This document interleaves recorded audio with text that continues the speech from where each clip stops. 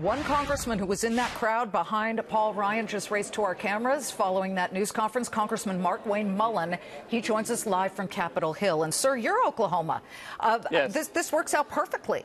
And you are also a former small and very successful businessman from Mullin Plumbing that your dad founded. So it's all coming together here with you. You please explain to us why your senators and you are not as concerned about eliminating the state and local tax deduction when Oklahoma has at least certainly, you know, in the middle there, but Minnesota has a very high tax. It's very interesting to see, and maybe you can clarify. Well, I mean, first of all, I appreciate what Charlie is saying, but we've ran the math and we've been looking at it. For small business owners like myself, you know, we didn't start small. I mean, we didn't start large. We started with very few employees, and we have over 200 employees now.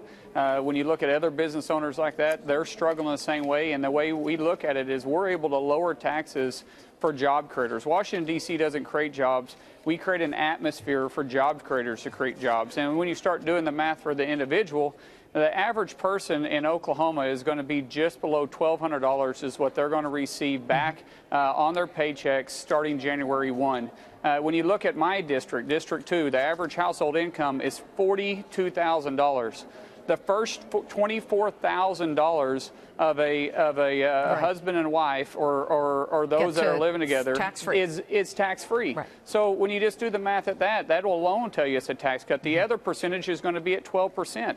So if you start looking at the way we've got this structured, we've got it structured in a way that it's going to be good for the state of Oklahoma. And you were on the Republican whip team, as I understand it. How did you whip at least some of the no's into maybes and then eventually yeses? I know the New York coalition wasn't entirely on board at all because they're from a high-tax state, but what was the trick?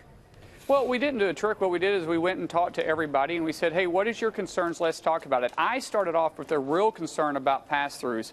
I understand pass-throughs very well. I've dealt with them for 20 years. Okay, those are businesses owners. Where the owners actually pay and they pass through their both profits and losses through their individual tax reform, correct? Through our yes, and they are the backbone of our economy. 63% of every job that's created from coast to coast inside the United States is created by small business owners. 75% of Oklahoma's economy is created by small business owners. And so I had a very large concern about the pass-throughs. But why do corporations deserve 20% and they have to go to, they're to 35 or what, you know, as we look at the sliding scale depending on the Senate versus the House? That was my concern. You got C Corps that start at 20 and stay at 20, and then you've got pass-through small business owners that start at 25 and then it only goes up. The competition between the two exists, but the competitiveness differs when you got a much bigger, higher tax rate. And so it was very complicated. And we started working on this with Chairman Camp. That's how long I started working on this, with Chairman Camp.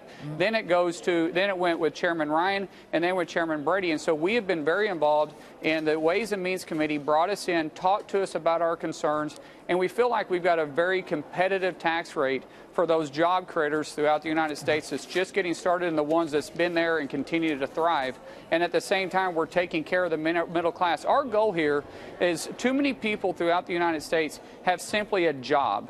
And what we want to do with reforming our tax code to make it simple and easy and put more money in the pocket of the American people is not for them to just have a job, but for them to have a career again. Of course. And it would be amazing if that actually happens. But there is this argument, considering, sir, you're from a red state, that there is, at least first at the top line with the corporate versus pass-through, that there's a redistribution of wealth to the corporate world in this tax reform. I'm not saying I'm saying that, but it is in an op-ed that was just written in the New York Times on Tuesday entitled "Robbing Blue States to Pay Red," where the blue states are the ones, and this is the part two of the redistribution accusation, that this plan redistributes the wealth from the blue states, many of them, to the red states like yours, which tend to use more government outlays than the blue states who pay in more for federal income tax. What do you say to that? That's just someone that doesn't understand it. I would appreciate them to get in and understand the math. We're cutting taxes by $1.5 trillion. That's across the board. Everybody's receiving a tax cut in this. And yes, at the same time, we do got to compete throughout the world. We're not just isolated to just our shores. We go beyond that. And so if we're going to have the middle class come back and have a career, then what we got to do is have those manufacturers. We got to have the job creators be able to be competitive on a world stage. And at 35% tax rate, we can't do that. At a 20% tax rate, we can. We're watching it all, and we're waiting for the Senate to do its thing. I'm sure you are too.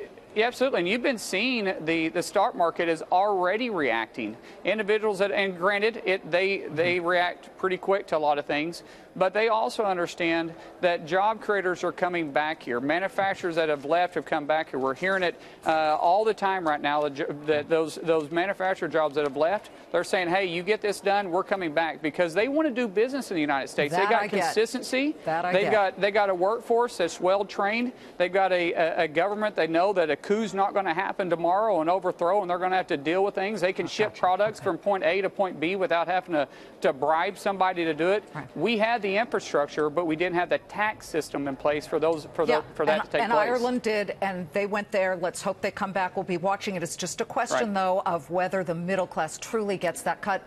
Congressman, thank you. We've got to run right now.